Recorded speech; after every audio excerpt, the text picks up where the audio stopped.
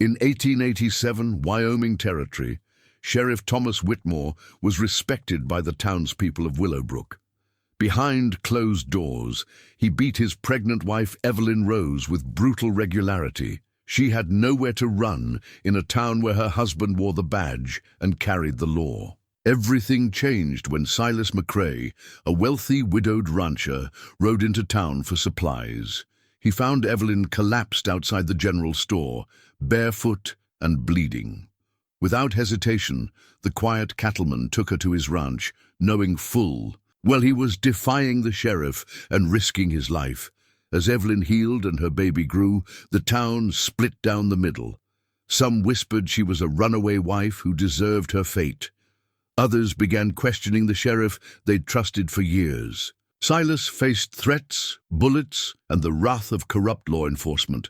The final showdown would come, as it always did in the West, with guns drawn in the dusty main street. But what did Evelyn Rose do after the gun smoke cleared that shocked everyone who witnessed it, including the man who'd saved her life? Before we jump back in, tell us where you're tuning in from. And if this story touches you, make sure you're subscribed, because tomorrow I've saved something extra special for you. Silas McCrae had built his fortune from dust and determination, one head of cattle at a time. The Crescent Moon Ranch stretched 15,000 acres across the rolling hills west of Willowbrook, where the prairie grass grew thick and the streams ran clear year-round. At 42, he commanded respect from every cattleman in the territory, not just for his success, but for his word being worth more than most men's signatures. The ranch house stood proud against the Wyoming sky, built from timber he'd cut himself and stone he'd hauled from the mountains. 2 stories of solid craftsmanship, with a wraparound porch that caught the morning sun and evening breezes just right. Sarah had designed it with him during their courtship, sketching room layouts on scraps of paper by lamplight, dreaming of the children they'd raise within those walls. But Sarah had been dead 3 winters now, taken by pneumonia during the harshest February anyone could remember. The rooms she'd planned for little ones remained empty, filled only with the echo of his boots and the memories of what might have been. Her sewing basket still sat by the parlor window, her reading glasses folded neatly on the table beside it. Some of the ranch hands whispered he should move on, find another woman to warm his bed and brighten his home. But Silas had loved only once, and figured that was enough for any man's lifetime. The Crescent Moon employed 23 men year-round, with twice that many during roundup season. They were good men, mostly. Cowboys who drifted in from failed ranches or worn-out mining claims, looking for steady work, and a boss who treated them fair. Silas paid better wages than most, kept a clean bunkhouse, and never docked pay for weather delays or sick days. In return, his men stayed loyal, and the ranch prospered even when others struggled. Tom Bradley, his foreman, had been with him since the early days when the Crescent Moon was just a homestead claim and big dreams. A weathered man with grey threading. Through his beard, Tom had the kind of practical wisdom that came from decades of reading the land and the men who worked it. He'd been the one to talk Silas through those first dark months after Sarah's funeral, keeping the ranch running when grief made simple decisions feel impossible. "You got a good heart, boss," Tom had said more than once, sometimes too good for your own welfare. It was Tom who'd warned him about getting tangled up in town politics, about Sheriff Whitmore's growing influence, and the way certain businessmen seemed to profit whenever the law looked the other way. But Silas had never been one for gossip or speculation. He judged men by their actions, not by what others whispered about them. 20 miles east, in the heart of Willowbrook, a different kind of life played out behind the respectable facade of the sheriff's modest home.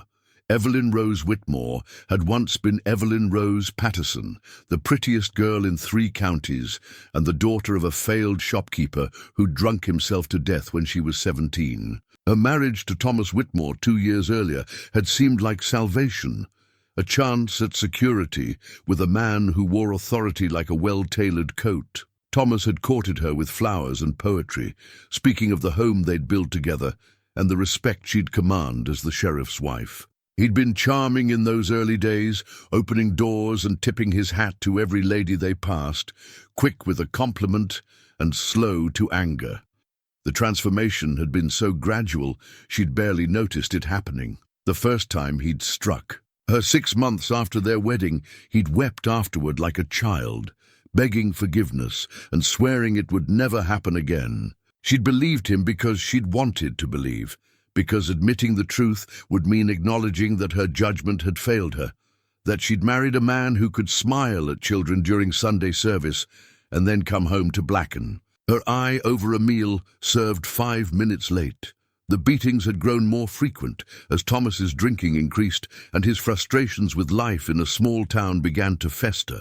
He'd been passed over for territorial marshal, his applications to larger towns consistently rejected. Each disappointment seemed to find its way to Evelyn's ribs or shoulders, delivered with righteous anger about her failures as a wife, her inability to give him the sons he deserved, her very existence as a burden he had to bear. When she'd finally conceived after 18 months of marriage, she'd hoped the baby might soften him, might remind him of the man he'd pretended to be during their courtship. Instead, her pregnancy had only given him new reasons for violence. She wasn't carrying herself properly, wasn't eating the right foods, wasn't taking proper care of his heir. Every morning sickness episode, every tired evening, every change in her body became evidence of her inadequacy. The people of Willowbrook saw only Sheriff Thomas Whitmore, the man who kept their streets safe and their children protected. He was quick to help elderly ladies with their packages, generous with his time when settling disputes between neighbors, and never missed a church service.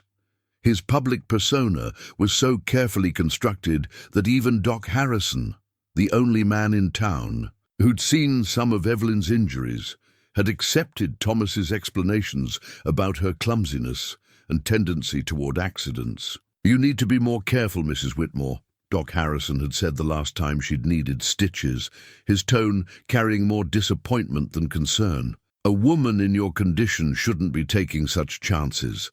She'd wanted to scream the truth, to grab the doctor by his lapels and make him see what was happening just 3 blocks from his comfortable office. But Thomas had been standing right there, his hand resting protectively on her shoulder, his eyes holding that familiar warning that had kept her silent through 2 years of escalating violence. The town itself reflected the divisions that would soon tear it apart. Main Street stretched 4 blocks from the train depot to the church, lined with businesses that had grown up around the cattle trade and the hope of westward expansion. Harrington's General Store anchored the commercial district, its proprietor, Jake Harrington, known for fair dealing and credit terms that had kept many families afloat during hard times.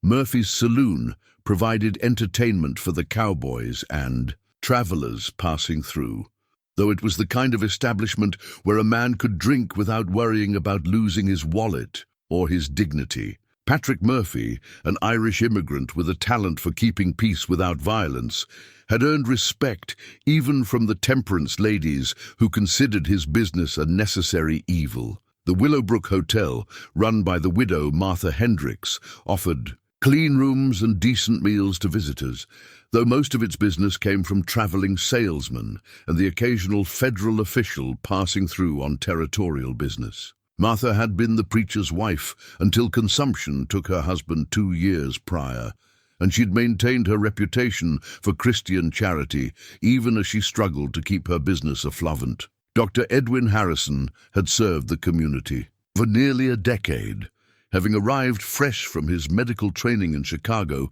with idealistic notions about frontier medicine. He'd learned to set bones broken by ornery horses, deliver babies in sod houses during blizzards, and extract bullets from men who disagreed too strongly about cards or cattle. His practice had made him privy to many of the town's secrets, though he'd trained himself to see only what his patients wanted him to see. At the spiritual heart of the community stood the Willowbrook Community Church, a modest wooden structure that seated maybe 60 people on a good Sunday. The current preacher, Reverend Samuel Porter, was a young man full of fire and certainty about right and wrong, though he'd been in town only 8 months and still relied heavily on the guidance of established citizens like Sheriff Whitmore. When it came to understanding the local dynamics, these were the people who would soon be forced to choose sides, to decide whether their loyalty lay with the law, as represented by Thomas Whitmore's badge, or with a deeper sense of justice that would require them to question everything they thought they knew about their community and themselves. The stage was set for a confrontation that would test every relationship, challenge every assumption, and force a reckoning with the difference between what appeared to be true and what actually was. In a place where a man's reputation was often more valuable than his cash money, the coming storm would strip away pretenses and reveal the true character of everyone it touched. And at the center of it all stood two people who had never exchanged more than polite greetings.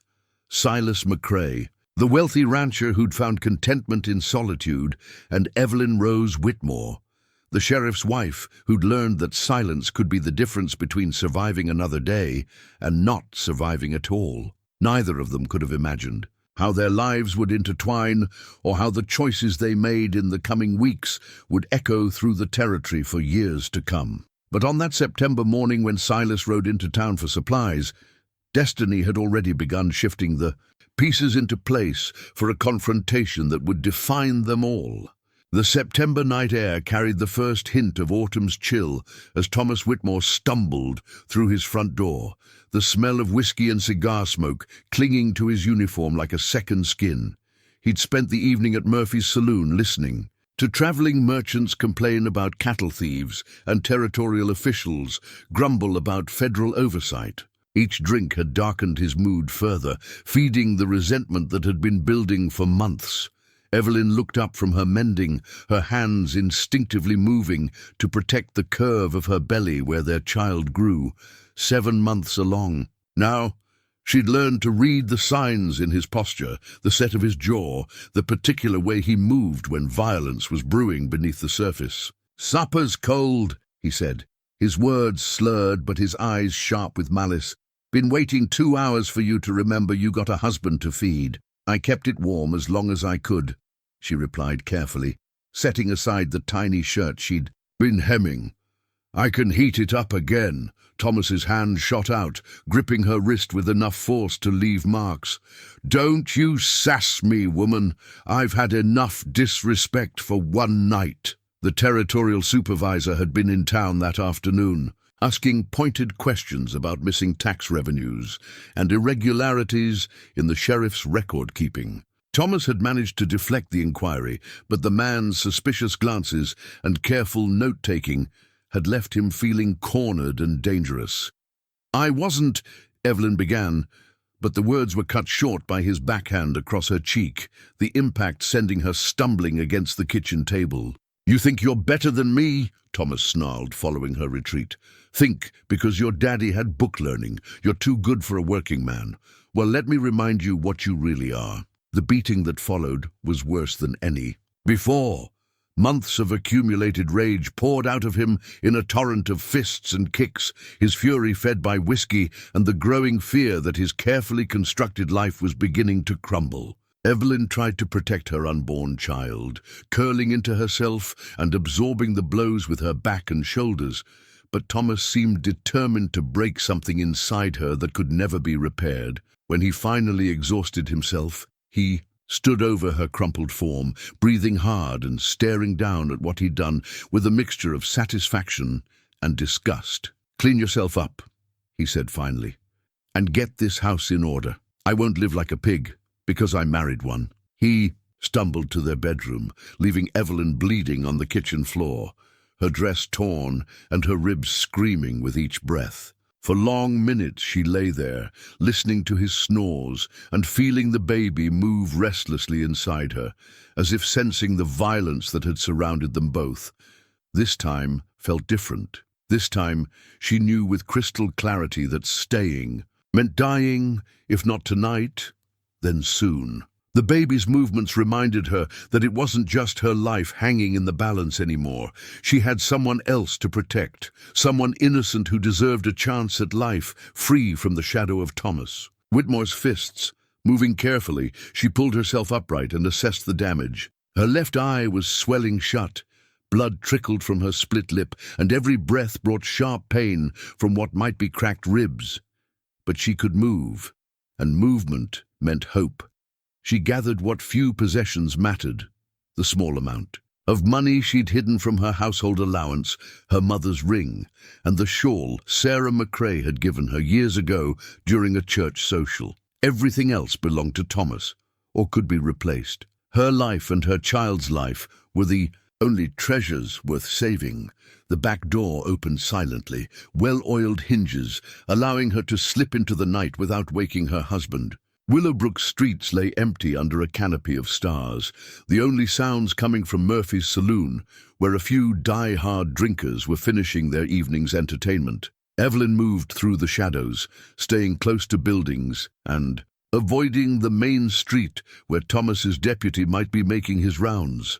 Her destination was unclear. She had no plan beyond getting away, no friends who would risk harboring the sheriff's wife, no family to turn to for help. But forward motion felt better than the paralysis that had trapped her for so long. Pain made each step a conscious effort, and exhaustion threatened to overwhelm her before she'd gone 3 blocks. When her strength finally gave out, she found herself in the alley behind Harrington's general store, her legs no longer able to support her weight. The last thing she remembered before darkness took her was the taste of blood in her mouth and the desperate hope that someone would find her before Thomas discovered she was gone. Dawn was breaking over the eastern hills when Silas McCrae rode into Willowbrook, his weekly supply trip, timed to avoid the crowds that gathered on market days. The Crescent moon needed coffee, flour and ammunition, plus a few specialty items he'd promised to pick up for his cook. It was meant to be a simple errand, completed quickly so he could return to the ranch before the September heat made the ride uncomfortable. He'd tied his horse to the hitching post outside Harrington's and was checking his supply list when he heard the sound, a soft whimper, barely audible over the morning breeze. Following the noise around the building's corner, he found her. Evelyn lay crumpled against the back wall of the store, her dress stained with blood and dirt, her face swollen beyond easy recognition. But Silas had seen enough violence in his 42 years to know deliberate brutality when he encountered it. This wasn't the result of an accident or a fall. Someone had beaten this woman with methodical precision. "Ma'am?" He knelt beside her, his voice gentle despite the anger rising in his chest. "Can you hear me?" Evelyn's good eye fluttered open, struggling to focus on the stranger's face. She saw kindness there, and concern, but also the wariness of a man who understood he was looking at trouble. "Please," she whispered, her voice barely audible, Don't let him find me." Silas didn't need to ask who him was. In a town the size of Willowbrook, a woman this brutalized could only be running from one source of danger. His mind raced through the implications of what he was seeing, the political and personal complications that would follow any decision to help her. But looking down at her broken form, feeling the weight of her desperate plea, those considerations seemed suddenly irrelevant. "Ma'am, I'm going to pick you up now," he said, sliding his arms beneath her as carefully as possible. "We need to get you somewhere safe." The ride to the Crescent moon passed in a blur of careful navigation and mounting concern. Evelyn drifted in and out of consciousness, her breathing shallow and her pulse worryingly weak. Silas found himself talking to her, nonsense words meant to keep her anchored to the world of the living, his own voice steady despite the turmoil. In his thoughts, Doc Harrison would have been the logical choice for medical attention, but Harrison was too close to Sheriff Whitmore, too invested in maintaining the social order that kept his practice profitable. Instead, Silas relied on his own experience with injuries, both human and animal, gained through decades of ranch life and the violence that sometimes accompanied it. Back at the house, he carried her to the guest bedroom Sarah had furnished. With such hope, laying her gently on the quilt his late wife had stitched during their first winter together.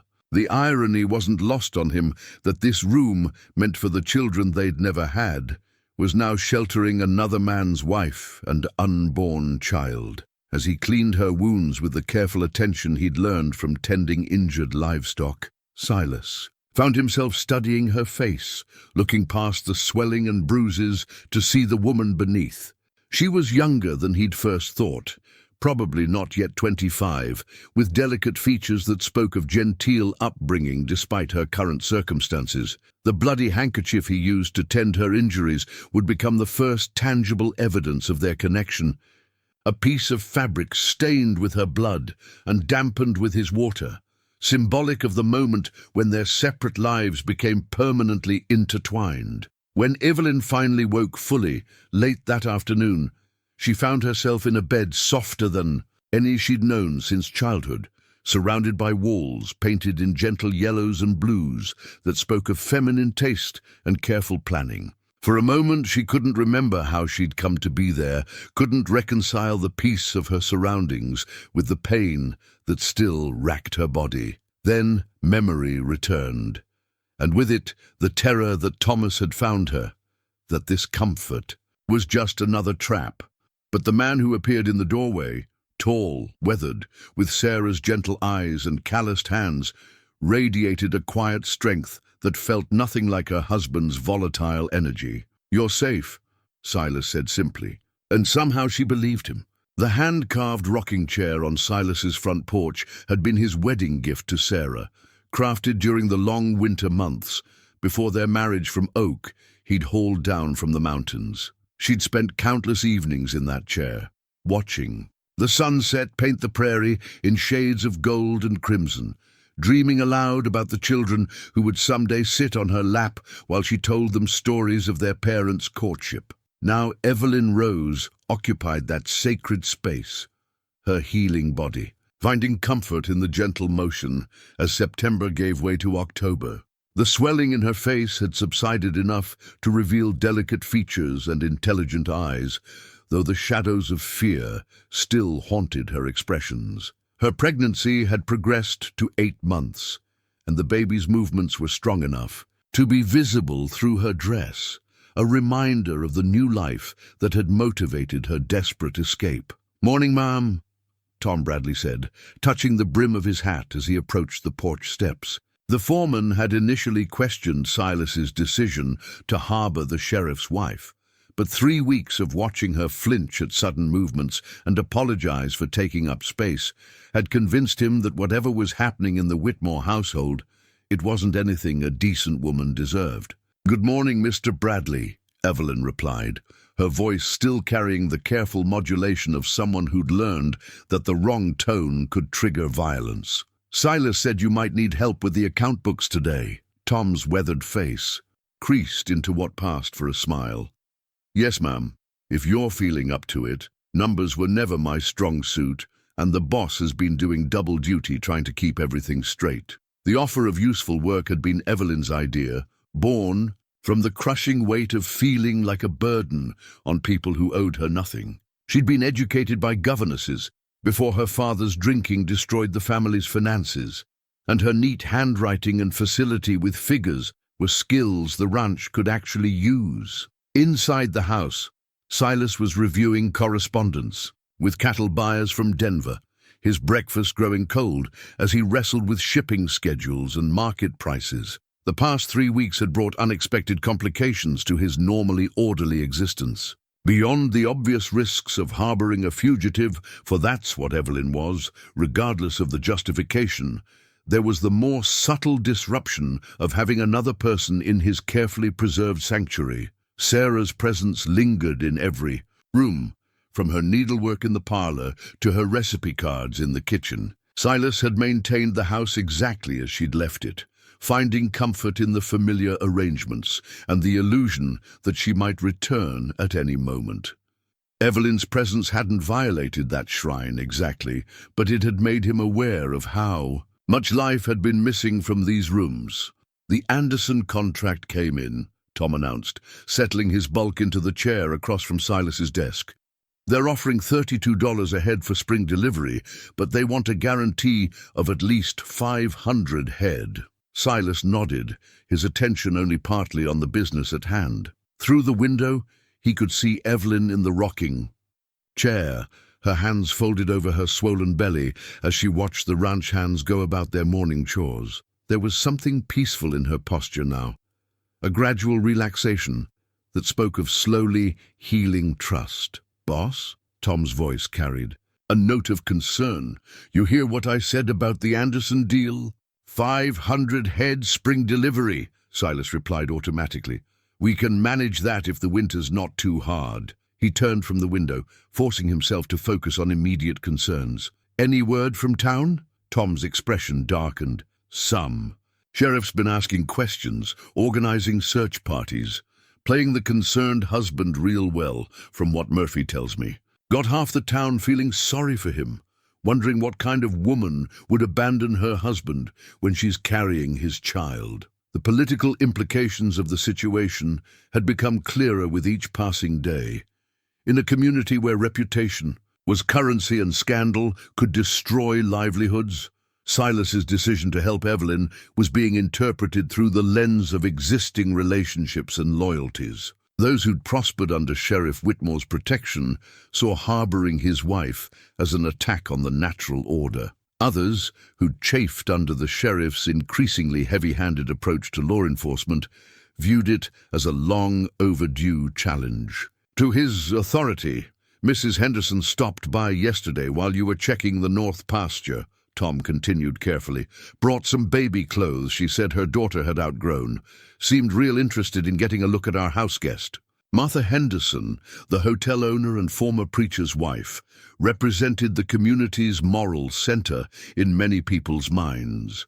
Her opinion on the situation would carry significant weight, especially among the church ladies who formed Willowbrook's unofficial tribunal on matters of propriety and righteousness.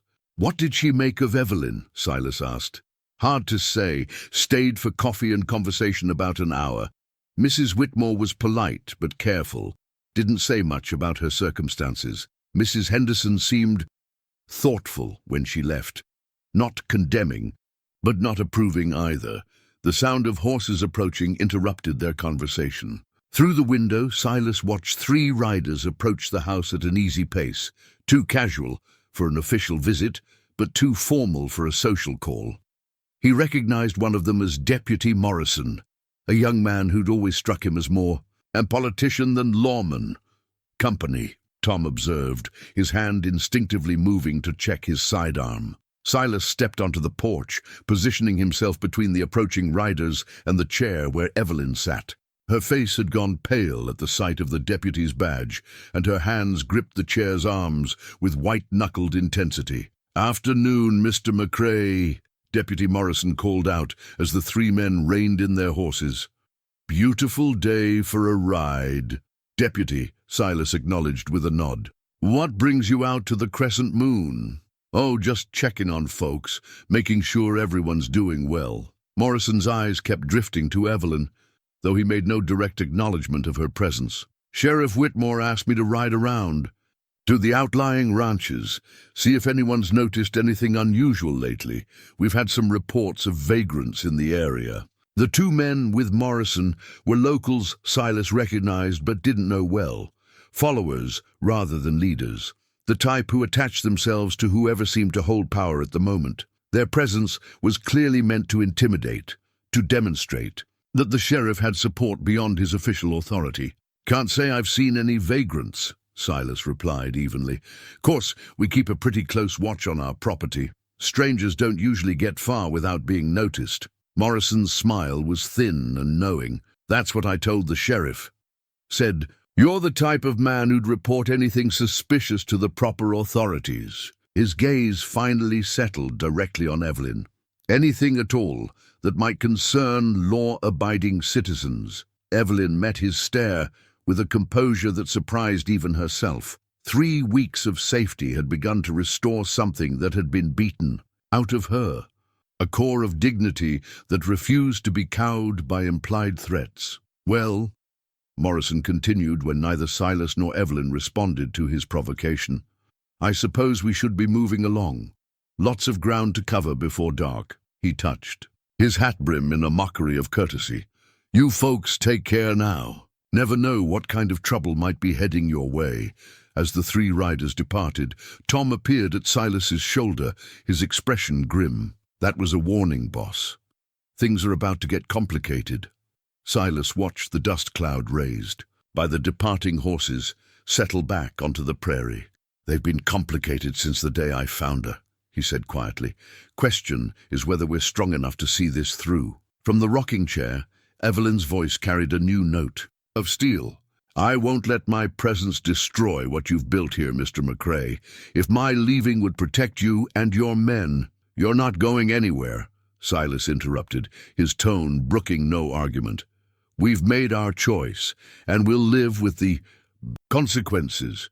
But even as he spoke the words, he could feel the weight of those consequences gathering like storm clouds on the horizon. The baby blanket had been Sarah's final project, stitched during the long winter evenings when hope still lived that she might carry a child to term. Soft blue cotton with delicate white embroidery, it had remained folded in the cedar chest at the foot of the master bed for 3 years, a symbol of dreams that died with its maker.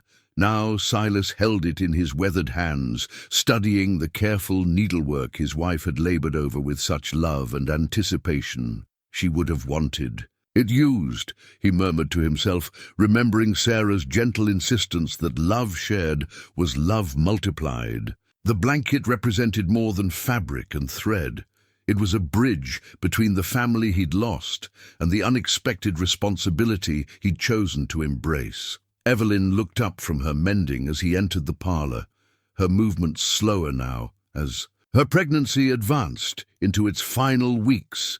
The October air carried the crisp promise of winter, and she'd taken to spending afternoons by the fireplace, her hands busy with small tasks that made her feel useful rather than burdensome. "Sarah made this," Silas said simply, offering her the blanket.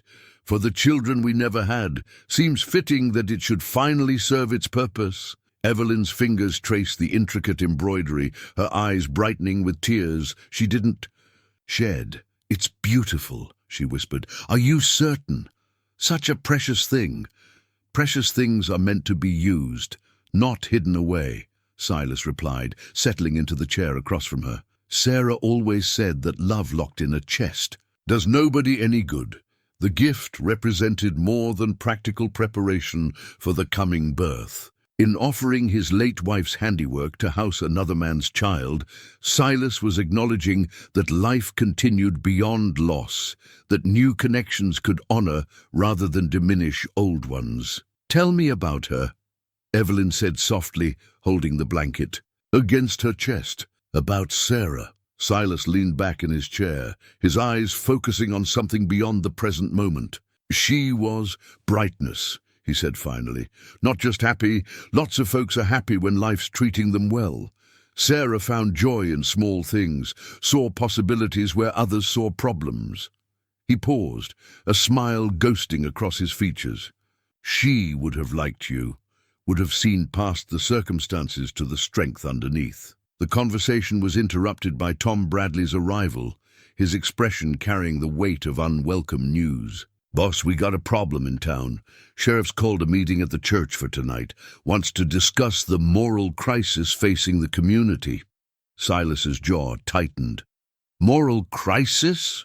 "According to what Murphy heard, seems there's concern about the influence of outside agitators who don't respect the sanctity of marriage or the authority of law enforcement." Tom's tone made clear his opinion of such rhetoric. "Whitmore's been making the rounds, talking to business owners and church leaders about the importance of community solidarity." Evelyn's hand instinctively moved to protect her belly, the baby, responding to her tension with restless movement. "He's turning them against you," she said quietly. making this about more than just one woman's situation. The political implications were indeed broader than a simple domestic dispute. By framing Silas's actions as an attack on marriage and law enforcement, Thomas Whitmore was tapping into deeper anxieties about social order and traditional authority. In a frontier community where stability was fragile and hard-won, any challenge to established hierarchies could be painted as dangerous radicalism. "Maybe I should go to this meeting," Silas mused. "Face whatever accusations they're planning to make." "Absolutely not," Tom said firmly. "That's exactly what Whitmore wants, to get you in a room where he controls the conversation and has his supporters backing him up. Better to let him talk to empty chairs than give him a target for his theatrics." But even as they spoke, other conversations were taking place across Willowbrook that would shape the evening's gathering. In the back room of Harrington's General Store, Jake Harrington was discussing the situation with Doc Harrison and two other business owners, their voices low, but their positions clear. "I've known Silas McCrae for 8 years, Harrington said, his weathered hands sorting through inventory papers. "Never known him to lie, cheat, or break his word. If he's harboring that woman, he's got good reason." Doc Harrison shifted uncomfortably in his chair. "The law is the law, Jake. We can't just pick and choose which marriages we think are valid based on our personal feelings about the parties involved. And we can't pretend we don't know what kind of man Thomas Whitmore is when he thinks nobody's watching," replied Henry Muller, the blacksmith whose forge gave him a clear view of the comings and goings around the sheriff's office. "I've seen her injuries, Doc.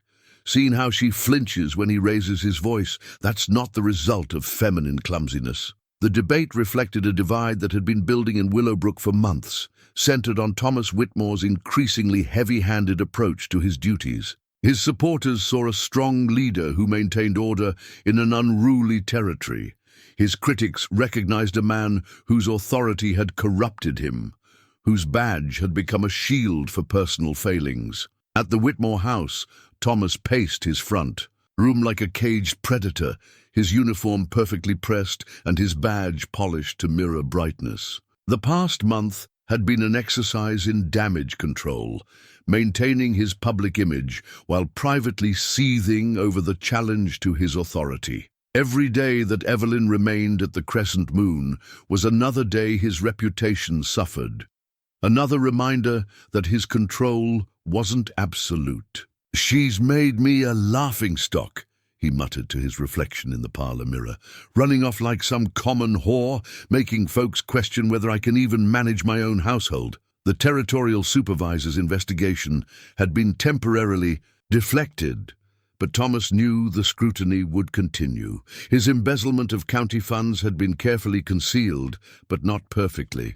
Too many questions from federal authorities could unravel the financial manipulations that had allowed him to maintain his lifestyle and cover his gambling debts. Back at the ranch, evening brought an unexpected visitor. Martha Henderson arrived. Just as the dinner dishes were being cleared, her presence commanding immediate attention from everyone in the house. As the former preacher's wife and current moral authority among Willowbrook's women, her opinion could sway the community's response to the entire situation. "Mrs. Whitmore," she said formally, settling into the chair Silas offered. "I hope you're feeling better." "Much better, thank you," Evelyn replied, her hands folded carefully in her lap. "Your kindness in bringing those baby clothes was very thoughtful." Martha studied her for a long moment, taking in the fading bruises, the careful posture, the way Evelyn's eyes darted toward exits, as if calculating escape routes. "I've been thinking about our last conversation," she said finally, "about the choices we make when the world gives us impossible options." The room fell silent, except for the crackling of the fireplace and the soft tick of the mantel clock Sarah had loved. Everyone present understood that Martha's next words would carry weight far beyond this room, would influence how the community's women viewed the situation. "I lost my husband to consumption 2 years ago," Martha continued. "Watched him waste away despite all my prayers and care. In those final weeks, he made me promise something. Said if I ever had the chance to help someone escape genuine suffering, I shouldn't let convention or social pressure stop me from doing what was right. She reached into her bag and withdrew a small bundle. More baby clothes, but also linens. Herbs and other supplies a woman would need for childbirth. It seems to me, she said quietly, that some situations require us to choose between following the letter of the law and following the spirit of Christian charity. As Martha prepared to leave, she turned back to address Silas directly. There will be talk tonight at the church meeting. Hard words and harsh judgments, but you should know that not everyone in this community has forgotten the difference between justice and blind obedience. Her visit marked a turning point in the community's response to the crisis. By publicly supporting Evelyn, Martha had given permission for others to question the sheriff's version of events, to consider that perhaps the real moral crisis lay not in harboring an abused woman, but in allowing the abuse to continue unchallenged. The lines were being drawn for a confrontation that would test every relationship in Willowbrook, forcing each person to decide where their true loyalties lay. The Crescent Moon's cattle brand had been Silas's first major decision as a property owner. The interlocking SM for Silas McCrae burned into an iron that would mark every head of livestock on his land. The brand iron now hung in the tack room, its metal surface worn smooth by years of use, representing not just ownership but identity. Everything that bore that mark belonged to him, fell under his protection, and reflected on his reputation. As November arrived with its sharp winds and the first threat of snow, Silas found himself thinking about that brand more often. Evelyn's presence at the ranch had lasted 6 weeks now, long enough that her swollen silhouette moving through his house had become familiar, comfortable even. But familiarity brought its own complications, especially when the woman in question was married to another man and carrying a child that would never legally be his. The morning brought news that made those complications unavoidable. Tom Bradley burst through the kitchen door without his usual courtesy, his face flushed from hard riding and urgent purpose. "Boss, we got 3 deputies riding in from Casper, supposed to arrive this afternoon," he announced, his breath visible in the cold air. "Word is they're here to assist with a prisoner recovery operation."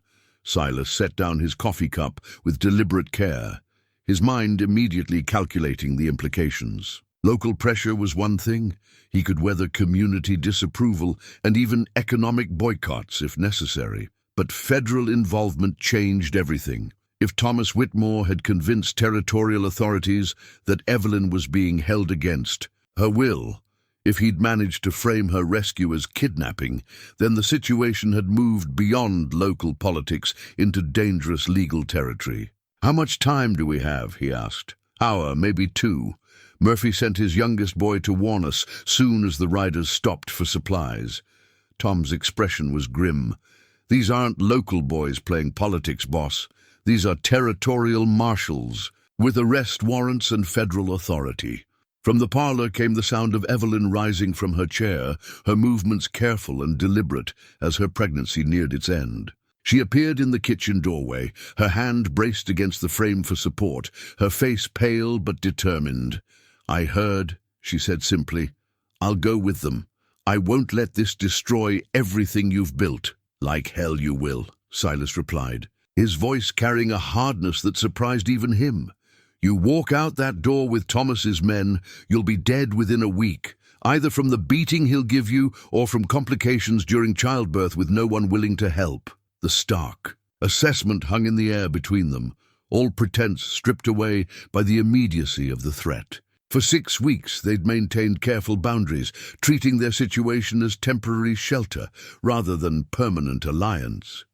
Now those boundaries seemed suddenly meaningless. "There's another choice," Tom said quietly. "We could send word to every ranch within 50 miles.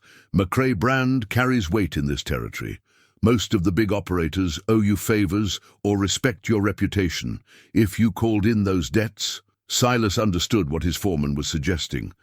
Armed resistance, a range war fought over principle rather than grazing rights or water access. It wasn't unprecedented in Wyoming Territory, where federal authority was often more theoretical than practical, and communities sometimes resolved disputes with Winchester rifles rather than court proceedings. "You're talking about turning this into a shooting war," Silas said, "getting good men killed over my decision to help one woman." "No," Evelyn interrupted, her voice stronger than either man had heard it before. "You'd be fighting for the principle that a badge doesn't give a man the right to beat his wife to death.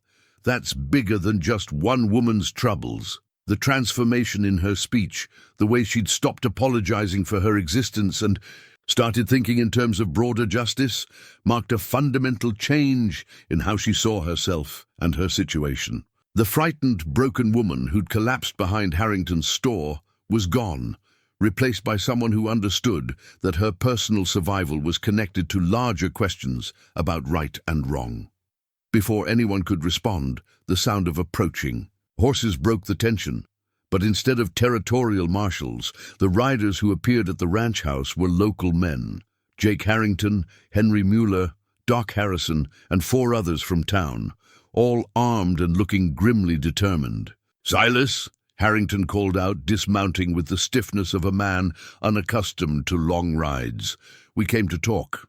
The group that gathered in Silas's front room represented Willowbrook's business community, men whose opinions carried weight in matters of commerce and reputation. Their presence at the ranch, especially armed and in defiance of the sheriff's authority, marked a decisive moment in the community's response to the crisis. "We know about the marshals," Doc Harrison said without preamble. "Thomas has been spreading lies, claiming you're holding Mrs. Whitmore against her will, that she's being coerced by threats of violence. What we want to know," Henry Mueller added, his blacksmith's hands flexing nervously, "is whether you're willing to fight for what's right, or if we're going to let federal authority be used to cover up domestic violence." The question hung in the air, loaded with implications that extended far beyond Evelyn's immediate situation. These men were asking Silas to become the focal point of resistance to corruption, to risk everything he'd built for a principle that couldn't be compromised. "Before you answer," Harrington said, "you should know that Thomas has been embezzling county funds. Doc here discovered it when he was reviewing medical payments. The federal investigation isn't just about Mrs. Whitmore. It's about financial irregularities that go back 2 years. Evelyn gasped, her hand moving instinctively to her throat. "That's why he's been so desperate," she whispered. "Why the beatings?" Got worse. He knew they were closing in. The revelation reframed everything they thought they understood about Thomas Whitmore's motivations. His obsession with recovering his wife wasn't just about wounded pride or maintaining appearances. It was about eliminating a potential witness to his criminal activities. Evelyn had lived in his house, managed his household finances, seen documents, and correspondence that could corroborate federal suspicions. "So the question becomes," Doc Harrison continued, "whether we stand with a corrupt sheriff who's been stealing from his own community, or whether we support the man who's been trying to protect the most vulnerable witness to his crimes." Silas looked around the room at faces he'd known for years, men who'd chosen to risk their own safety and reputations to offer him support. Then his gaze settled on Evelyn, seeing not the broken woman he'd rescued, but the strong person she'd always been underneath the fear and violence. "The Crescent Moon brand stands for something," he said finally. "Always has. It means that what's mine, I protect, and that includes anyone who's found sanctuary under this roof." The decision made, Tom began organizing defensive positions while the townsmen discussed how to delay the marshals long enough to get word to potential allies.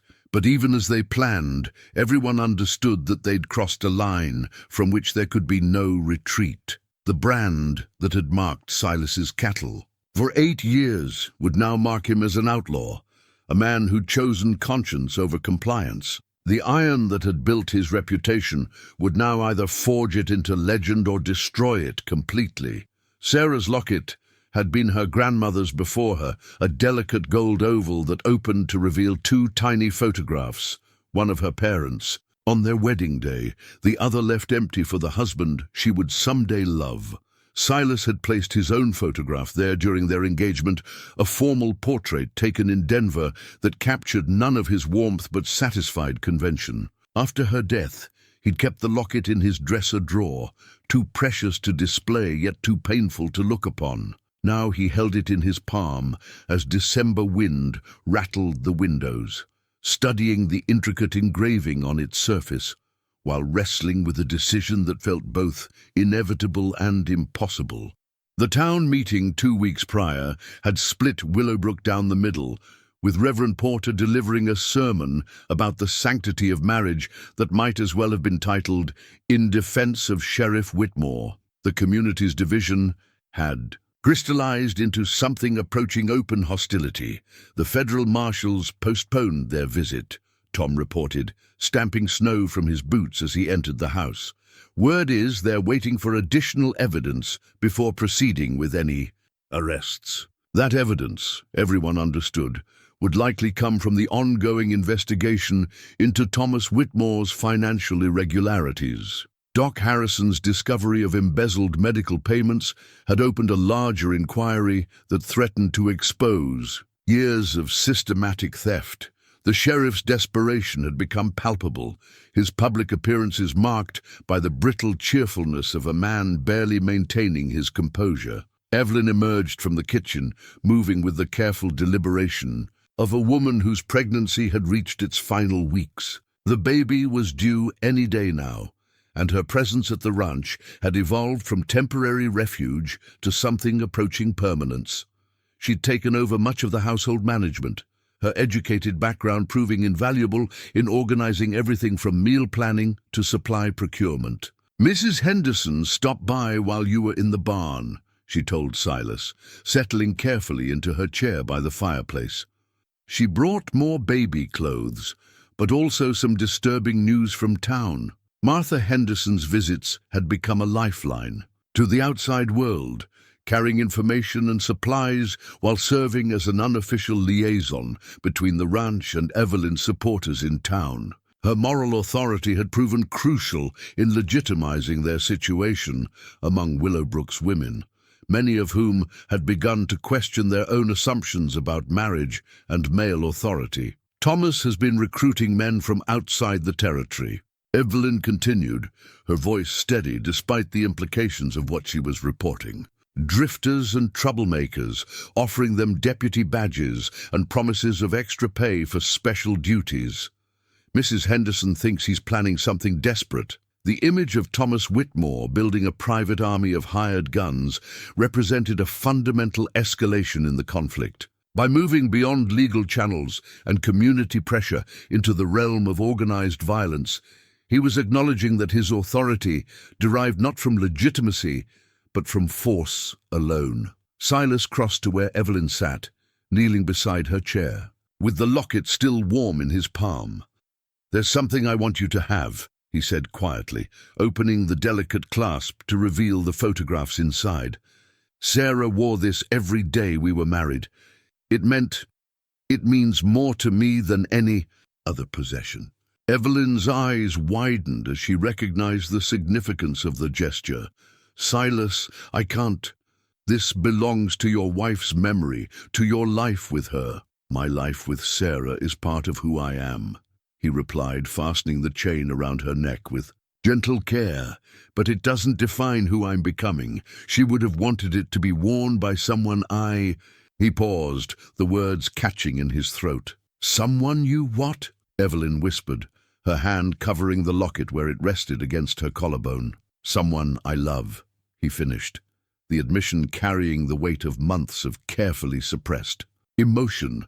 The declaration hung between them like a bridge spanning an impossible chasm. They both understood the complexities: her legal marriage to another man, the child she carried that would never be his, the social and legal obstacles that made any future together seem fantastical. But in the quiet of the parlor, with snow falling outside and firelight dancing on the walls. Those obstacles felt surmountable. "I love you too," Evelyn said simply, her free hand reaching to touch his cheek. "More than I thought possible, more than I have any right to." Their first kiss was gentle, reverent, colored by the knowledge that it represented both a beginning and a defiance of every social convention that governed their world. When they separated, both were crying, not from sadness, but from the overwhelming relief of finally speaking truths they'd been carrying for weeks. The moment was interrupted by Tom's urgent call from outside. "Boss, riders coming in fast."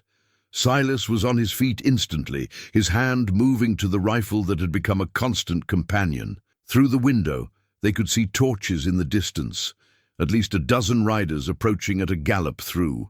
The falling snow, the flickering light gave the scene an ominous quality, like something from a nightmare rather than a simple confrontation. "Get to the back room," Silas told Evelyn, his voice calm despite the tension radiating through his body. "Tom has supplies and ammunition stored there. If this goes badly—" "No," Evelyn said firmly, struggling to her feet with one hand protectively over her belly. "I won't hide while you face danger on my account. We're in this together now." The riders thundered into the ranch yard, their horses snorting and stamping in the cold air.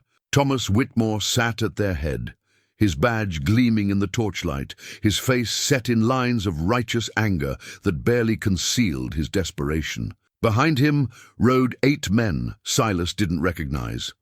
Hard cases with the look of professional. Troublemakers, the kind of men who sold their guns to whoever paid best. "McCrae," Thomas shouted, his voice carrying across the yard. "I've come for my wife. Send her out and nobody needs to get hurt." Silas stepped onto the porch, Tom beside him with a shotgun cradled in his arms. The ranch hands had positioned themselves strategically around the buildings, their loyalty to their boss overriding any concern for their own safety. "Your wife is under my protection," Silas called back. "She stays here until she decides otherwise." Thomas's laugh was bitter and without humor. "Protection? You call this protection? Keeping a pregnant woman from her lawful husband, turning her against her sacred vows?" He gestured to the men behind him. "These deputies have orders to arrest you for kidnapping and interference with a federal investigation." The lie was brazen and desperate, but backed by enough firepower to make truth irrelevant. Evelyn appeared beside Silas on the porch, her presence immediately drawing every eye in the yard, even at 9 months pregnant, even with her face showing. The strain of recent weeks, she carried herself with a dignity that made Thomas's accusations seem hollow. "I'm not being held against my will," she called out, her voice carrying clearly in the cold air. "I'm here because this man offered me sanctuary when my own husband tried to beat me to death." The accusation hit Thomas like a physical blow, his face cycling through shock, rage, and something approaching panic. "Lies," he snarled. "Poison fed to you by a man who wants to steal another man's property." "I'm not property," Evelyn replied, her hand moving to the locket at her throat. "And I'm not going back to a man who sees violence as his right and silence as my duty." The standoff stretched taut as a bowstring, both sides armed and ready, the dead falling snow muffling sound and limiting visibility. Somewhere in the distance, a wolf howled, a lonely sound that seemed to echo the isolation of their position, surrounded by hostile forces with nowhere to retreat. Thomas raised his hand, and the men behind him began to spread out, flanking the house with practiced precision. "Last chance, McCrae," he called. "Send out my wife or we'll come in and get her." Silas's response was to chamber a round in his rifle, the metallic sound sharp and final in the winter air. The telegraph messages had been accumulating in Doc Harrison's medical bag for 3 weeks, each yellow sheet of paper representing another piece of evidence in what was becoming the most comprehensive investigation into official corruption the Wyoming Territory had ever seen.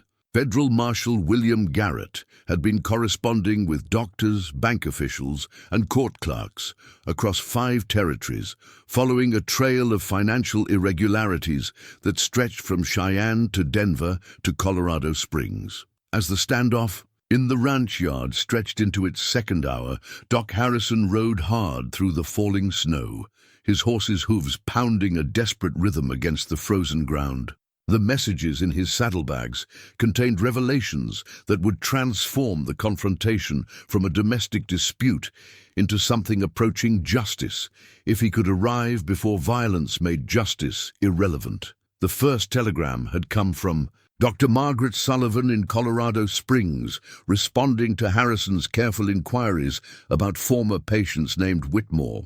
Her message was brief but devastating. Thomas Whitmore's first wife, Catherine, died 1884 of injuries consistent with severe beating. Coroner ruled accidental death due to husband's influence with local sheriff. Have medical records if needed. The second telegram from a bank official in Denver detailed suspicious financial transactions involving county medical funds that had been routed through accounts bearing Thomas Whitmore's signature. The amounts were staggering, nearly $3,000 diverted over 18 months, enough to finance a comfortable lifestyle far beyond a rural sheriff's modest salary. But the third message, from a federal clerk in Cheyenne, contained the most damning information of all. Thomas Whitmore was wanted on federal warrants for embezzlement and fraud, charges that had been building for months as investigators traced the flow of stolen money across territorial boundaries. The federal marshals weren't coming to arrest Silas McCrae. They were coming to arrest Thomas Whitmore. Doc Harrison's horse stumbled in the snow, nearly throwing him as the animal fought for footing on the treacherous ground. Through the storm, he could see the orange glow of torches surrounding the Crescent Moon ranch house, could hear the distant sound of raised voices carrying on the wind. He was still half a mile away when the first gunshot split the night air. At the ranch, the shot had come from one of Thomas's hired guns, a nervous man who'd mistaken Tom Bradley's movement along the barn wall for an attack. The bullet splintered, wood inches from Tom's head, and suddenly the careful standoff dissolved into chaos. "Take cover," Silas shouted, pushing Evelyn toward the house as return fire erupted from the ranch hands positioned around the buildings. The porch rail exploded in a shower of splinters as Thomas's men opened fire, their muzzle flashes creating a deadly light show in the swirling snow. But even as bullets flew and men scrambled for position, a larger drama was unfolding that none of the combatants yet understood. The federal investigation that Thomas had tried so desperately to avoid had already reached its conclusion. The evidence of his crimes was overwhelming, documented in bank records, and corroborated by witnesses across 3 territories. Evelyn, crouched behind an overturned table in the parlor, her hands protecting her swollen belly as glass shattered around her. The baby was moving frantically, responding to her elevated heart rate and the adrenaline coursing through her system. She could feel the familiar tightening in her abdomen that meant labor was beginning. The worst possible timing in an already impossible situation. "Silas," she called, her voice strained with pain and fear. "Something's wrong." He reached her side in seconds, his eyes taking in her pale complexion and the way she was gripping the table edge. "The baby? Coming," she gasped. "Now." Outside, the gunfight continued, but inside the house a different kind of urgency took precedence. Silas helped Evelyn to the bedroom, his mind racing between the immediate threat of armed men and the equally urgent need to assist with childbirth. Tom appeared in the doorway, his shirt torn by a grazing bullet, but his expression determined. "Boss, we got them pinned down by the barn, but they're not giving up easy," he reported. Then he saw Evelyn's condition, and his weathered face went pale. "Sweet Jesus, not now." "Get water and clean linens," Silas ordered, falling back on the practical knowledge he'd gained from years of assisting with difficult livestock births. "And keep those bastards away from this house." The irony of the situation wasn't lost on any of them. Thomas Whitmore's child would be born under Silas McCrae's roof, delivered by the man he'd tried to destroy, protected by the loyalty his corruption had forfeited.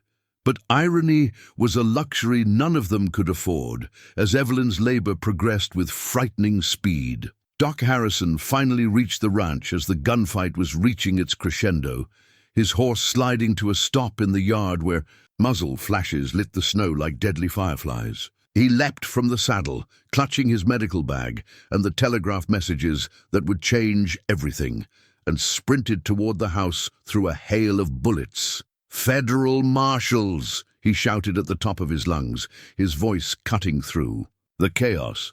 "Federal marshals are coming. Thomas Whitmore is under arrest for embezzlement and murder." The words hit the combatants like a thunderclap, causing a momentary cessation in the gunfire as men on both sides tried to process what they'd heard. Thomas's hired guns looked to their employer with new uncertainty. They'd signed on to help a sheriff recover his wife, not to aid a fugitive from federal justice. "Lies!" Thomas screamed, but his voice carried the hysteria of a man whose carefully constructed world was collapsing around him. "Harrison's been paid off by McCrae. Don't listen to his poison." Doc Harrison reached the porch, diving for cover, as renewed gunfire erupted around him. "I have federal warrants," he shouted, waving the telegraph messages. "Official documents proving Thomas Whitmore killed his first wife and stole county funds." The revelation hit Thomas's men like a physical blow. These were hard men, accustomed to violence and moral ambiguity, but they drew the line at protecting child killers and thieves. One by one they began lowering their weapons, their loyalty evaporating as quickly as it had been purchased. "You're finished, Thomas," Harrison continued, his medical training keeping him calm even under fire. "The federal investigation has been going on for months. They know about Catherine Whitmore's death in Colorado. They know about the embezzled medical funds. They know everything." Thomas's face went through a series of transformations: shock, denial, rage, and finally a kind of desperate calculation. If the federal case against him was as solid as Harrison claimed, then his only chance lay in eliminating the witnesses who could corroborate the charges. Evelyn had lived in his house, had access to his papers, had seen evidence of his crimes that federal investigators could use to build an unshakable case. "If I'm going down," he snarled, raising his revolver toward the house, "I'm taking that. Lying whore with me." But even as he spoke, the sound of approaching horses could be heard through the storm. Real federal marshals this time, arriving with the authority to end the standoff and arrest the man who'd been terrorizing his own community for too long.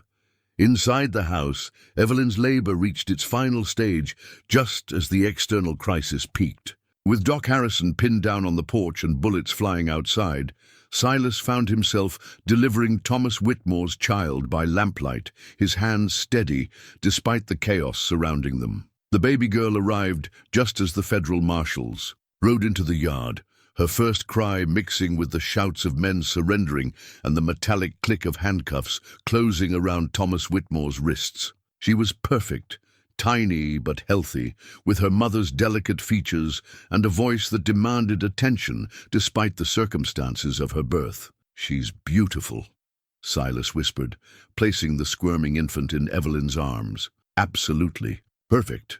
Through the window they could see Thomas being led away in chains, his hired guns scattered to the winds, and his authority finally broken. The federal marshals had arrived not a moment too soon, armed with evidence that made his guilt undeniable and his future inevitable. The plot twist that had driven the entire narrative, Thomas's hidden crimes and the federal investigation that would bring him down, had finally played out to its conclusion. But as Evelyn held her newborn daughter and looked into Silas's eyes, she understood that the real transformation wasn't in Thomas's fall from power, but in her own rise from victimhood to empowerment. The baby in her arms represented not just new life, but new possibilities. A future where love could triumph over violence, where justice could overcome corruption, and where the courage to do right could still change the world. Silas's Colt 45 had belonged to his father, carried through the Mexican War, and later through the early days of settling Wyoming Territory. The weapon bore the scars of hard use, scratches on the barrel from desert sand, worn grips shaped by 2 generations of McCrae hands, and a trigger smoothed by countless hours of practice. For the past 3 years, it had rested in the gun cabinet, cleaned and oiled but unused, a relic of a more violent time that Silas had hoped to leave behind. Now it rested heavy on his hip as he stood on his front porch in the gray dawn following. The gunfight, watching federal marshals process the scene of Thomas Whitmore's arrest. The snow had stopped during the night, leaving the ranch yard pristine except for the scattered evidence of violence.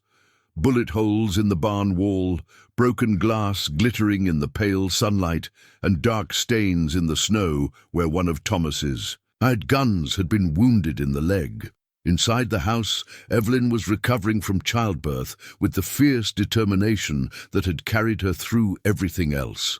Her daughter, still unnamed, though Silas had seen her eyes light up when he'd suggested hope, slept peacefully in the cradle Tom Bradley had hastily constructed from pine boards and soft blankets. The irony wasn't lost on anyone that Thomas Whitmore's child would grow up knowing safety and love in the home of the man her father had tried to destroy. Federal Marshal William Garrett was a different breed from the local lawmen Silas had dealt with over the years. Tall and lean, with intelligent eyes and the bearing of a man accustomed to making difficult decisions, he'd spent the morning interviewing witnesses and reviewing the evidence that Doc Harrison had gathered. His presence represented the kind of impartial justice that had been missing from Willowbrook for too long. "Mr. McCrae," Garrett said, approaching the porch with measured steps, "I want to thank you for your cooperation in this matter.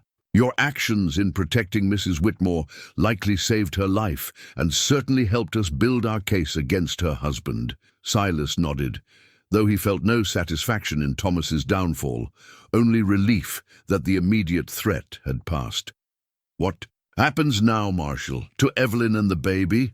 "That's complicated," Garrett admitted, removing his hat and running his fingers through graying hair. "Legally, Mrs. Whitmore is still married to a man who's about to face federal charges for embezzlement, fraud, and accessory to murder in his first wife's death.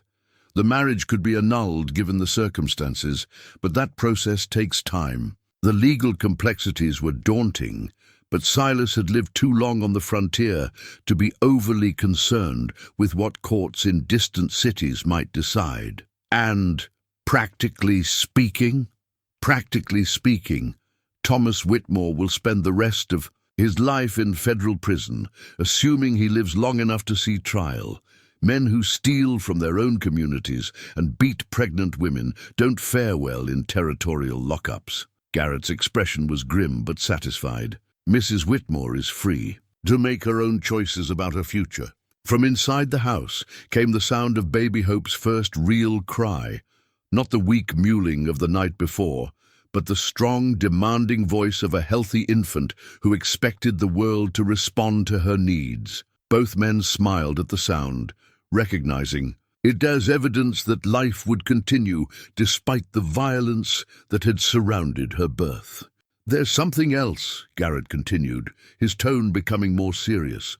"Our investigation uncovered evidence that Thomas had been planning something more extreme than last night's confrontation. We found maps of your ranch in his office, along with enough dynamite to level half your buildings.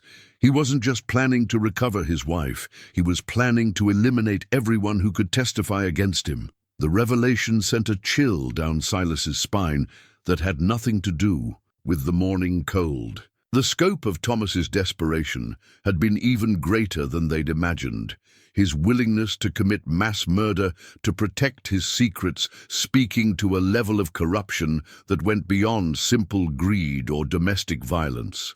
"How long have you been investigating him?" Silas asked, 6 months, officially, but we've been getting reports about irregularities in this county for over a year. Garrett pulled out a thick folder from his coat. Bank records show he was living well beyond his means. Gambling debts in Denver and Cheyenne that he was covering with stolen county funds. The pattern was clear once we started looking. Tom Bradley emerged from the barn, his arm in a makeshift sling from the bullet graze he'd received during the gunfight. His weathered face carried the satisfaction of a man who'd seen justice finally served, but also the wariness of someone who understood that dangerous men sometimes had dangerous friends. "Boss, we got a problem," he announced, his voice carrying the urgency that Silas had learned to respect over their years of partnership. "Rider coming in from town, and he's pushing his horse hard. Looks like young Murphy from the saloon." The approaching rider proved to be Patrick Murphy's youngest son, barely 16, but already showing the steady nerves that ran in his family.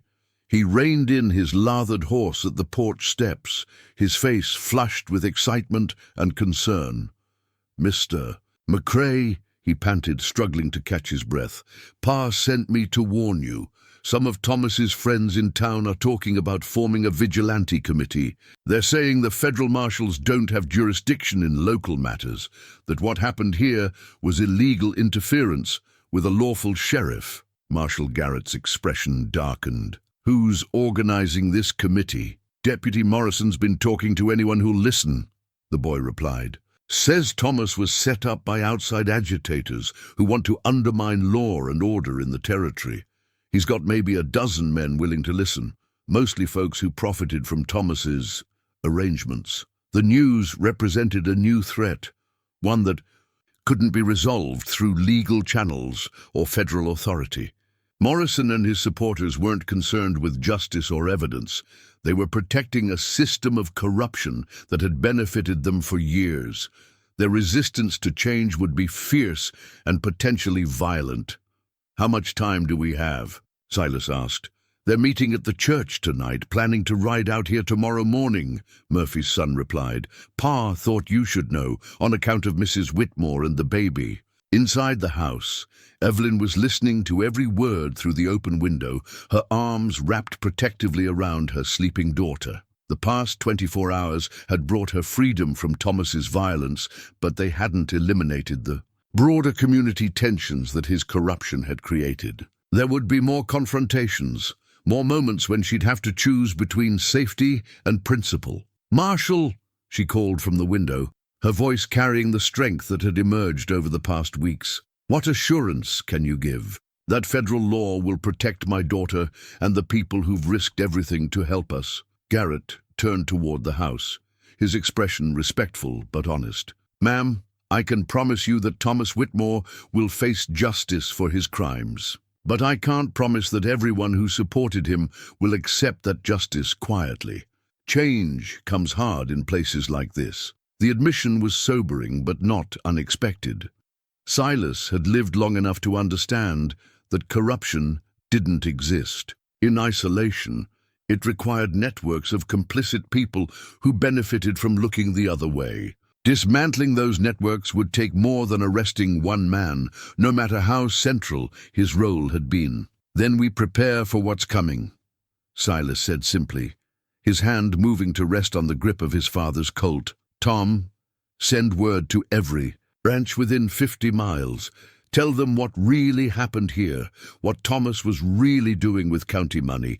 Let them decide for themselves whether they want to support corruption or justice." The decision to expand the conflict beyond the immediate community was risky, but Silas understood that half measures would only postpone the final reckoning. If Morrison and his vigilantes wanted to fight for the right to steal and abuse, then they'd face opponents who were fighting for something more meaningful than profit.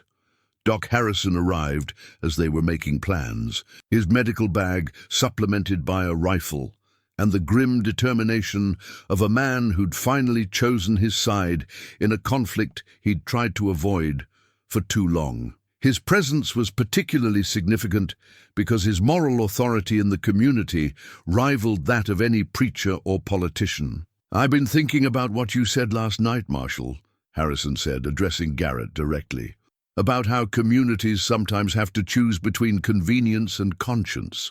I've spent too many years treating the victims of Thomas's law enforcement and pretending I didn't see what was really happening.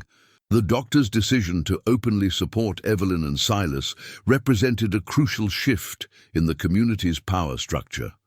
His medical practice gave him intimate knowledge of the violence and corruption that had been hidden behind respectable facades, and his willingness to speak publicly about what he'd witnessed would carry enormous weight with undecided townspeople. As the day progressed, riders began arriving at the Crescent Moon from ranches across the territory. Jake Harrington came with 3 of his sons, armed and ready to defend the principle that justice should be more than a badge worn by the highest bidder. Henry Mueller brought his blacksmith's tools and the promise that any horseshoes needed for the coming fight would be provided free of charge. By evening, nearly 40 men had gathered in Silas's front yard, representing the largest voluntary association the territory had seen since the Cattlemen's War 5 years earlier. They came not for personal gain or political advantage, but for the simple recognition that some lines couldn't be crossed without consequences. The final preparations were made by lamplight, with weapons cleaned and strategies discussed in the calm, methodical way of men who understood that violence was sometimes the only language that corruption understood. But even as they prepared for battle, everyone present understood that they were fighting for more than one woman's freedom. They were fighting for the kind of community they wanted to leave to their children. Evelyn's derringer was barely larger than her palm, a lady's weapon designed more for deterrence than damage, with pearl grips that had once belonged to her grandmother. Silas had insisted she learn to use it during the long weeks of her recovery, teaching her to load, aim, and fire with the patient instruction of a man who understood that survival often depended on preparation for the unthinkable. Now the small gun rested in the folds of her dress as she sat in the rocking chair on the front porch, her daughter Hope sleeping peacefully in her arms despite the tension that filled the morning air. It was a scene of domestic tranquility that belied the armed men positioned around the ranch buildings and the approaching dust cloud that marked Deputy Morrison's vigilante force. 37 riders, Tom Bradley reported from his position. Near the barn, his spyglass trained on the approaching group. Morrison's flying a territorial flag, trying to make this look official, but I can see at least 6 men I recognize as known troublemakers from the saloons in Casper. Silas stood at the porch rail, his father's Colt prominent on his hip, his bearing calm but alert. The 40 men who'd rallied to his cause were positioned strategically around the ranch, their loyalty tested by fire and their resolve strengthened by the righteousness of their cause. This wasn't about territorial politics or personal grudges. It was about the fundamental question of whether corruption would be allowed to triumph over justice. Marshal Garrett had positioned himself and his federal deputies at the center of the defensive line, their presence lending legal authority to what might otherwise be dismissed as a range war. His badge represented the federal government's commitment to upholding law over local prejudice, but everyone present understood that badges meant little when outnumbered by determined men with guns. The approaching riders slowed as they neared the ranch, spreading into a loose line that stretched across the open ground between the buildings and the tree line. Morrison sat his horse in the center, his deputy's badge polished to mirror brightness, his posture radiating the confidence of a man who believed he held the moral high ground. "McCrae," Morrison called out, his voice carrying easily across the distance, "you're harboring a fugitive from justice and interfering with territorial law enforcement. Send out Mrs. Whitmore and surrender yourself to proper authority." Silas stepped forward, his voice steady and clear.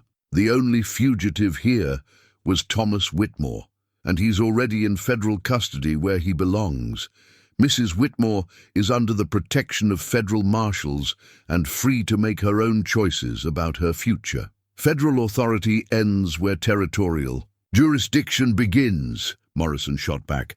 "Thomas Whitmore was a duly elected sheriff, and his wife is legally bound to honor her marriage vows regardless of her personal feelings." The argument was as much about political philosophy as personal loyalty. Morrison and his supporters represented the old order, where local strongmen could operate with impunity as long as they maintained the appearance of respectability. They saw federal oversight as an attack on community autonomy, regardless of the corruption it sought to address. "Marriage vows don't include the right to beat a pregnant woman," Doc Harrison called out from his position near the house. "I've treated too many of Thomas's victims to pretend otherwise." The medical testimony carried weight even among Morrison's supporters, several of whom had wives and daughters who'd been treated by Harrison over the years. The idea that a man's authority over his wife might have limits was radical in their world, but not entirely foreign to men who'd seen the results of unchecked violence. "Doc Harrison's been bought and paid for by McCrae," Morrison responded, though his voice carried less conviction than before. "This whole thing is a conspiracy to undermine legitimate authority." Evelyn rose from the rocking chair, her movement drawing every eye in the assembled crowd. With Hope still sleeping in her arms, she walked to the porch rail, her presence commanding attention despite, or perhaps because of, her obvious vulnerability as a new mother. "I speak for myself," she called out, her voice carrying the strength that had been forged through months of abuse and weeks of healing. "No man bought my testimony or coerced my statements. I fled from Thomas Whitmore because he was beating me to death, and I stayed here because these people offered me the protection my own husband denied me." The simple declaration hit Morrison's supporters like a physical blow. Here was the alleged victim speaking for herself, demonstrating agency and intelligence that contradicted their narrative of feminine helplessness and masculine manipulation. "You're a married woman," Morrison snarled, his composure beginning to crack. "Your place is with your husband, regardless of your personal complaints." "My place is with my daughter," Evelyn replied, her arms tightening protectively around Hope. "And my daughter's place is wherever she'll be safe from violence and surrounded by people who understand the difference between authority and brutality." The exchange had shifted the moral framework of the confrontation. What had begun as a debate about legal jurisdiction had become a fundamental question about human dignity and the rights of the vulnerable in a society dominated by force. Marshal Garrett chose that moment to step forward, his federal badge glinting in the morning sun. "Thomas Whitmore has been formally charged with embezzlement, fraud, and accessory to murder in federal court.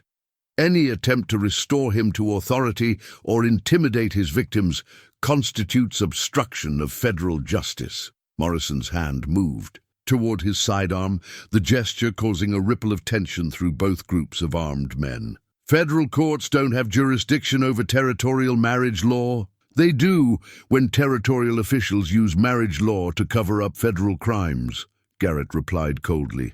The standoff stretched taut as a bowstring, both sides armed and ready, the morning air thick with the promise of violence. In her arms, baby Hope stirred restlessly, as if sensing the tension that surrounded her peaceful sleep. Baby Hope's cry pierced the tension like a knife, her infant voice demanding attention in a world where grown men had forgotten the difference between strength and violence. The sound seemed to echo across the ranch yard, a reminder of innocence in the midst of armed confrontation, of future possibilities amid present dangers. Evelyn looked down at her daughter, Thomas Whitmore's biological child, but a baby who would never know her father's cruelty, and felt something shift inside her chest. This tiny person represented everything worth protecting, everything worth fighting for, everything that made the choice between courage and submission not really a choice at all. "She's hungry," Evelyn announced to the assembled crowd, her voice carrying a mother's authority that transcended politics and legal jurisdictions. And she's going to be fed in a safe place by people who understand that protecting children matters more than protecting the pride of violent men. The simple declaration of maternal priority seemed to deflate some of the tension, reminding even the most hardened men present that they were ostensibly fighting about the welfare of a woman and child. But Deputy Morrison had gone too far down. The path of confrontation to retreat now, his authority and reputation tied to the outcome of this standoff. "That child belongs with her father's family," Morrison shouted, his voice cracking with desperation. "You can't just steal a man's heir because you don't approve of his methods." "Her father is a murderer and a thief," Evelyn replied with devastating calm. "She belongs with people who will teach her that violence is not strength, that authority must be earned, not taken." Silas stepped closer to the porch rail, his presence a solid wall between Evelyn and the armed men who would drag her back to a life of brutality. "This ends now, Morrison. Mrs. Whitmore has made her choice. Federal marshals have made their arrests, and the law has been served. Ride away while you still can." But Morrison had passed the point where reason could reach him. His hand dropped to his gun, the movement triggering a cascade of responses as men on both sides reached for their weapons. The morning air filled with the metallic sound of hammers being cocked and safeties being released. "I'm a duly appointed deputy," Morrison snarled, his pistol clearing leather, "and I'm placing you under arrest for kidnapping and obstruction of justice." Silas's draw was smooth and practiced, muscle memory ingrained by years of frontier life, and his father's patient instruction. The Colt .45 appeared in his hand as if by magic, trained on Morrison's chest before the deputy could bring his own weapon to bear. "Your authority died with Thomas Whitmore's arrest," Silas said quietly. "You're just another criminal now." The standoff might have continued indefinitely, two groups of armed men facing each other across an impossible divide, but Evelyn made a choice that surprised everyone present, including herself. With hope still in her arms, she walked down the porch steps and into the space between the two factions, her presence suddenly the most important element in the entire confrontation. "Stop!" she said simply, her voice carrying across the yard with perfect clarity. "All of you, just stop!" Morrison's gun wavered, confused by her approach. Behind him, his supporters exchanged uncertain glances, unwilling to fire toward a woman holding a baby, but equally unwilling to abandon their position. "You want to know what justice looks like?" Evelyn continued, walking steadily toward Morrison, despite the weapons trained in her direction. "It looks like choice. It looks like the freedom to leave a man who beats you. It looks like the courage to protect your child from violence." She stopped 10 feet from Morrison's horse, close enough that everyone could see her face, could witness the transformation from victim to survivor that had taken place over the past months. "But it also looks like mercy," she said, her voice growing stronger with each word. "It looks like the wisdom to know when fighting stops and healing begins." Morrison's hand was shaking now, his weapon pointed at the ground rather than at any target. The moral authority she commanded in that moment was absolute, derived not from badges or laws, but from lived experience and hard-won wisdom. "Thomas Whitmore beat me because he was afraid," Evelyn continued, "afraid that people would discover. He was weak, afraid that his authority was built on lies, afraid that without violence he was nothing. Don't make his mistake." The words hit Morrison like physical blows, each one stripping away another layer of righteousness until only a frightened man remained. Around him, his supporters began to lower their weapons, the spell of righteous anger broken by Evelyn's unflinching courage. "You can choose differently," she said gently.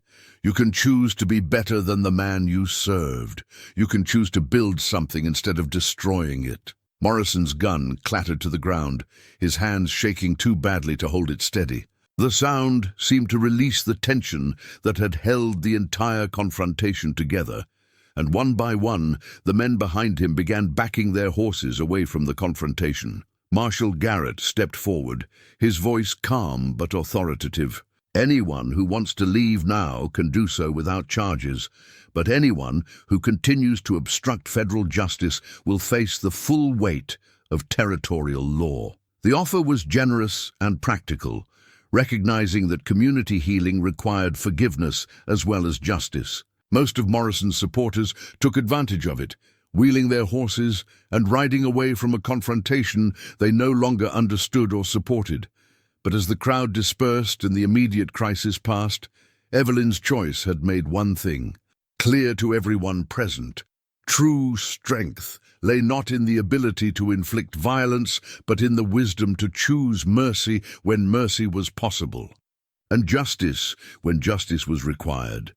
The marriage certificate bore the official seal of the Wyoming Territory and the careful signatures of two people who had found love in the aftermath of violence. 6 months had passed since Thomas Whitmore's arrest.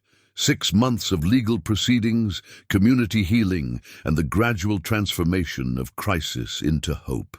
The document that united Silas McCrae and Evelyn Rose in matrimony represented more than a legal union. It was a declaration that love could triumph over fear, that new beginnings were possible even after the darkest chapters. Spring had returned to the Crescent moon ranch with unusual vigor, as if the land itself was celebrating the end of winter's harsh grip.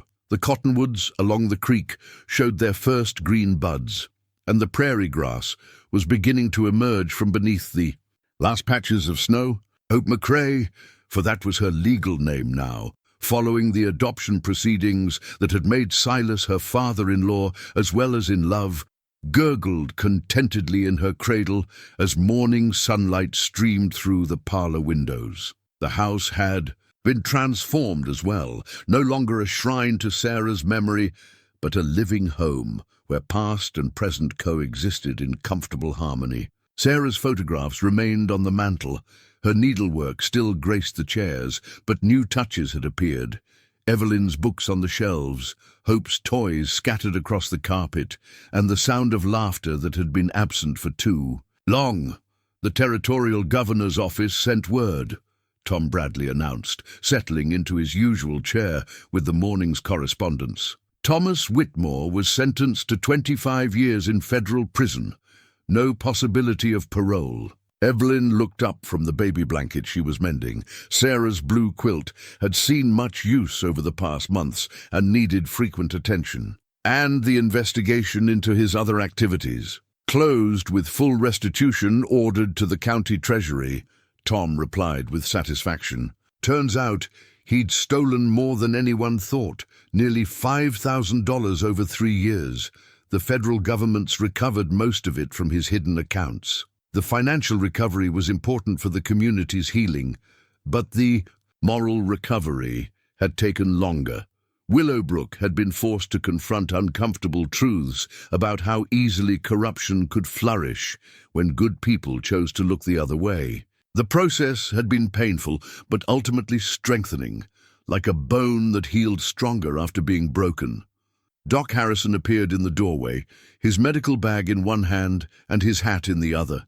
His weekly visits to check on Hope had become a cherished ritual, an excuse for the man who'd risked everything to reveal the truth, to witness the happiness his courage had helped create. "How's our little miracle today?" he asked, approaching the cradle with the gentle manner that had made him beloved throughout the territory. "Growing like a weed," Silas replied from the kitchen, where he was preparing the coffee that had become their morning tradition. "Already trying to roll over, though she's not quite 6 months old." Hope had indeed become the unofficial miracle of Willowbrook, a living symbol of hope and renewal that had helped the community move beyond the darkness of Thomas Whitmore's reign. Her baptism in the renovated church had drawn the largest congregation in the territory's history, with families traveling from ranches 50 miles away to witness the ceremony. Martha Henderson arrived as they were settling in for their weekly discussion of community affairs, her arms full of fresh-baked bread and the kind of news that traveled faster than telegraph lines in small communities. Deputy Morrison's been appointed as the new territorial tax assessor in Cheyenne, she announced, settling into the chair by the fireplace. "Seems he's found his calling in numbers rather than gunfighting." The transformation of Morrison from would-be vigilante to civil servant represented one of the story's more surprising developments. Evelyn's offer of mercy had given him the chance to choose a different path, and he'd surprised everyone by taking it. His work in recovering the stolen county funds had been meticulous and honest, earning him respect from federal investigators and a chance at redemption. "And young Murphy's been elected sheriff by unanimous vote," Martha continued with obvious pleasure. "First time in territorial history that an election's been won without a single dissenting voice." Patrick Murphy Jr. had indeed seemed the natural choice to replace Thomas Whitmore. His family's reputation for fairness and his own demonstrated courage during the confrontation, making him universally acceptable to all factions in the community. His first official act had been to burn Thomas's collection of special deputy badges and institute regular financial audits of all county funds. As the afternoon wore on and the visitors departed, Silas and Evelyn found themselves alone with Hope, watching their daughter sleep in the same cradle where she'd spent her first dangerous night. The rocking chair that had been Sarah's wedding gift had become Evelyn's favorite spot for nursing and storytelling, the gentle motion soothing both mother and child during Hope's fussy periods. "Do you ever wonder what would have happened if you'd just ridden past that morning?" Evelyn asked, her hand tracing the intricate carving on the chair's armrest. Silas considered the question seriously as he considered all of her thoughtful inquiries. "Sometimes," he admitted, "but then I look at Hope, or I see you laugh at something," Tom said, "or I watch you organizing the church social with Martha, and I realize that some things are meant to be." The marriage certificate hanging on the wall represented more than their legal union. It represented the community's acceptance of their unconventional love story and the broader recognition that sometimes the most important laws were written in the heart rather than in legal codes. Their wedding had been attended by over 200 people, including federal marshals, territorial officials, and families from ranches across 3 counties. "I used to think courage meant enduring whatever life threw at you," Evelyn said softly, adjusting the baby blanket around Hope's sleeping form. "Now I understand that real courage sometimes means refusing to endure, choosing to fight for something better." The wisdom she'd gained through suffering had transformed not just her own life, but the lives of everyone around her. Her work with Martha Henderson in establishing a shelter for abused women had already helped 3 families escape dangerous situations, and her correspondence with federal officials had influenced territorial policy regarding domestic violence. As evening approached and the prairie settled into its daily rhythm of peace, the 3 of them, Silas, Evelyn, and Hope, represented something new in the Wyoming Territory. They were a family forged by choice rather than convention, strengthened by adversity rather than weakened by it, and committed to the revolutionary idea that love was stronger than violence, that justice was more powerful than corruption, and that courage could indeed change the world. The marriage certificate on the wall would fade over time, its ink growing pale and its paper yellowing with age. But the love it represented, the family it had created, and the community it had helped to heal would endure for generations, a testament to the truth that sometimes the most important battles are fought not with guns and badges, but with compassion, courage, and the unshakable belief that everyone deserves the chance to choose love over fear.